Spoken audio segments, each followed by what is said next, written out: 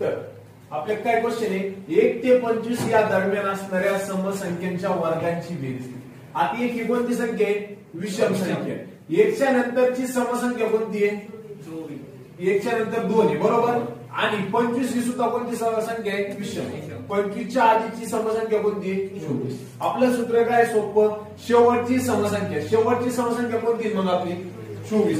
25 ही विषम संख्या आहे शेवटची समसंख्या आली 24 गुणुले त्या पुढील संख्या 24 च्या पुढची संख्या कोणती 25 गुणुले त्या पुढील संख्या कोणती 25 च्या पुढची 26 भागिले किती 6.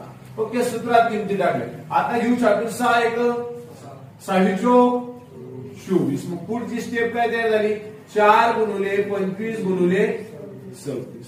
4 गुणुले 25 किती होते 25 चोक 100. 100 गुणुले काय 26.